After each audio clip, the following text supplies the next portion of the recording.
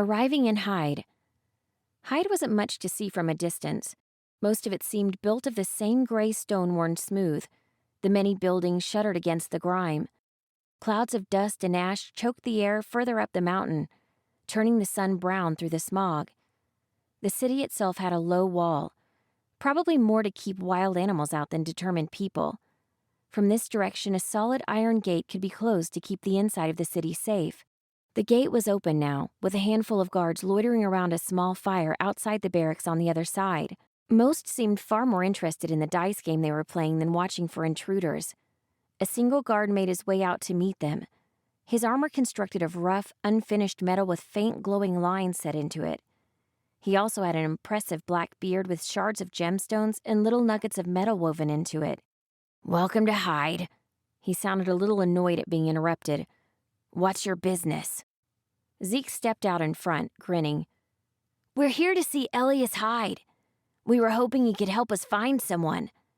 The guard raised an eyebrow, then pointed up the slope with the tip of his pen. "The manor is at the highest point in the city," he said. "You might be waiting a while to get in, though. Elias has been turning away visitors for days now." "Why?"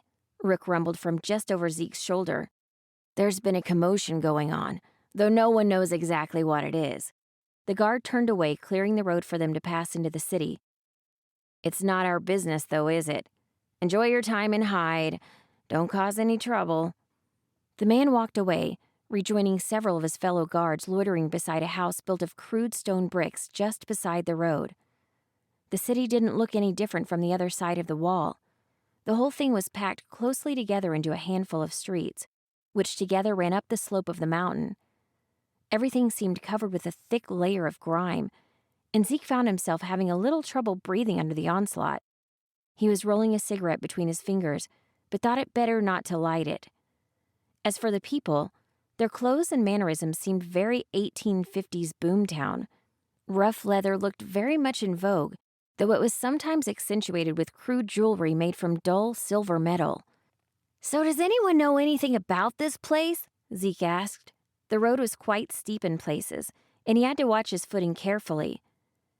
"They have cranes that lift trade goods from the valley below into the city," Rook said, his voice dry. Zeke glared at him. "Oh, you mean the cranes we can see from here? I'm so glad we have such a well-traveled guide." "I've never been this far south," Remy admitted wistfully. "I've read a bit about it back at the Institute." Zeke could see Gage's lemur-like tail swinging from over her shoulder as Remy spoke. "There's nothing up here but iridium and rock rash. I guess Elias Hyde runs the place. He's supposed to be the only duke in Alinea that isn't an arson or a Zhang."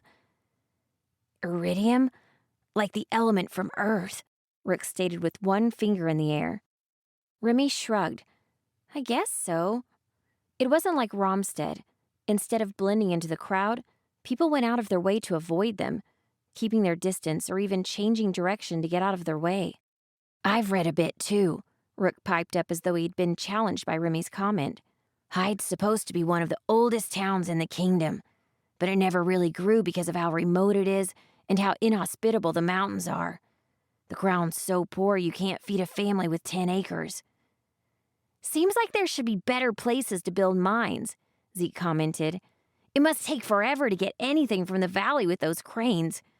"Maybe," Rook shrugged. "Except this is the only place in Alinea, or even the entire continent of Haltis, you can mine iridium. That means it's a valuable export for your families." A pair of watchtowers were set into the mountain near them, and Nightingale could see the guards pointing at them as they approached. "Iridium sounds radioactive," Remy muttered. "It doesn't have to be.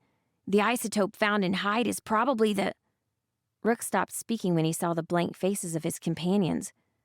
"None of you care, do you?" "Nope," they answered in unison. Rook rolled his eyes.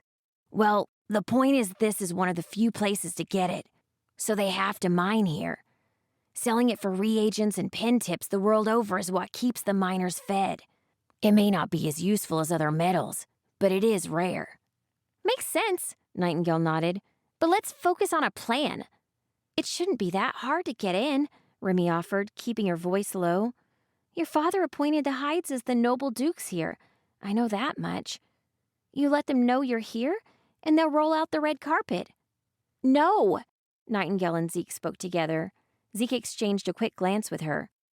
"After Romstead?" Nightingale folded her arms. "We're better off with a cover story. We're wise and distinguished scholars from Millennia, or something. We can ask around about the Theodosian mage, and not get arrested or drafted as pawns in some stupid political game." "It doesn't make any sense." Rook brought up the rear. His eyes were alert, one hand near his weapon. "I've heard from many that the Hydes were the most dangerous and hospitable rulers in all of Alenia. If Elias closed his doors, something must have happened." "Well, we have to get in somehow." Zeke's voice was flat. "Knight needs to find that Theodosian mage, and nobody would know more about finding her than the dukes of the city. We have to figure out a way to talk to Elias." "Yeah." Nightingale stared down at the street. Zeke followed her eyes, rough stone worn smooth by thousands of footsteps. He could tell which areas received less traffic due to the gray and brown granite, which still had some of its chisel marks.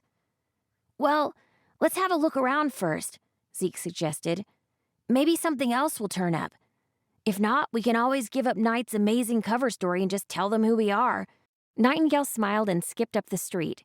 Something was bound to turn up.